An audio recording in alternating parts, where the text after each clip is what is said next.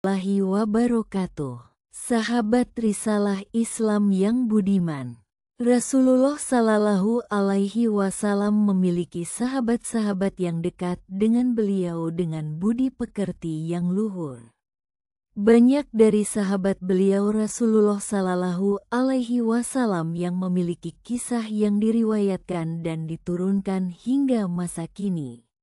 Nama salah satu sahabat yang memiliki kisah luar biasa adalah Abu Dujanah. Pada zaman kenabian Rasulullah, ada salah seorang sahabat Rasulullah bernama Abu Dujanah.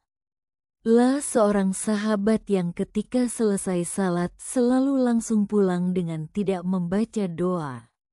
Ia pun tidak menunggu agar Rasulullah selesai membaca doa beliau terlebih dahulu. Perilaku Abu Dujanah ini pun kemudian dirasakan oleh Rasulullah Shallallahu Alaihi Wasallam, sehingga suatu saat beliau bertanya ke Abu Dujanah, "Apa yang menyebabkan engkau berperilaku demikian, wahai Abu Dujanah?" Abu Dujanah menjawab, "Ini karena ada pohon kurma yang menjuntai di pekaranganku. Pohon ini bukan milikku. Jadi aku buru-buru membersihkannya dan kurma itu aku serahkan kepada pemiliknya, yakni tetanggaku yang dikenal sebagai seorang yang munafik. Aku melakukannya tanpa sedikit pun diberi dan mengharapkan imbalan. Hal ini aku lakukan juga agar anak-anakku tidak memakan kurma tersebut karena kurma itu tidak halal untukku dan keluargaku. Tetapi suatu ketika aku temui anakku sudah lebih dahulu bangun dan kulihat dia tengah memakan kurma tersebut. Oleh karena itu, aku datangi anakku dan lekas aku masukkan tanganku agar bisa mengeluarkan kurma tersebut dari mulutnya.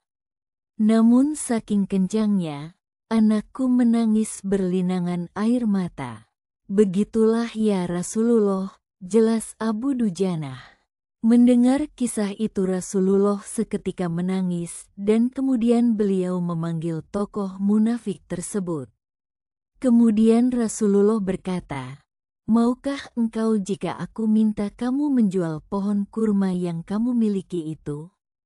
Aku akan membelinya dengan 10 kali lipat dari harga pohon kurma itu."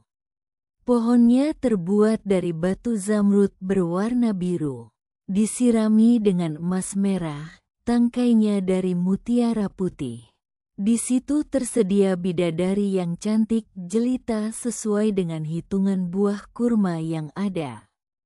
Begitu tawaran Rasulullah. Namun, lelaki yang dikenal sebagai seorang penjual yang munafik ini lantas menjawab dengan tegas, "Aku tak pernah berdagang dengan memakai sistem jatuh tempo. Aku tidak mau menjual apapun kecuali dengan uang kontan dan tidak pakai janji." Di tengah proses itu, tiba-tiba Sayyidina Abu Bakar As-Siddiq radhiyallahu anhu datang. Ia lantas berkata, "Ya sudah, aku beli dengan 10 kali lipat dari harga kurma yang paling bagus di kota ini." Mendengar ini, orang munafik tersebut berkata kegirangan, "Baiklah, aku jual pohon ini." Setelah sepakat, Abu Bakar segera menyerahkan pohon kurma kepada Abu Dujanah pada saat itu juga. Rasulullah kemudian bersabda, "Hai Abu Bakar, aku yang menanggung gantinya untukmu." Mendengar sabda Nabi ini, Sayyidina Abu Bakar merespon dengan bergembira bukan main. Begitu pula Abu Dujanah, si munafik berlalu, berjalan mendatangi istrinya, lalu mengisahkan kisah yang baru saja terjadi pada hari itu. "Aku telah mendapat untung banyak hari ini. Aku mendapat 10 pohon kurma yang lebih bagus. Padahal kurma yang aku jual itu tidaklah berpindah dan masih tetap di pekarangan rumahku.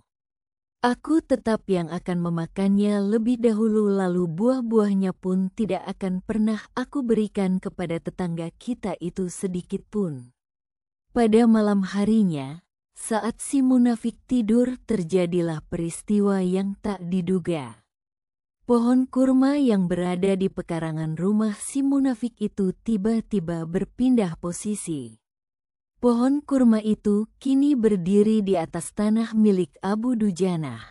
Seolah-olah tak pernah sekalipun tampak pohon tersebut tumbuh di atas tanah si munafik dan berpindah dengan bantuan tangan manusia ke pekarangan Abu Dujana. Tempat asal pohon itu tumbuh diketahui rata dengan tanah seperti tanah rata yang normal. Saat terbangun pagi harinya, si munafik keheranan.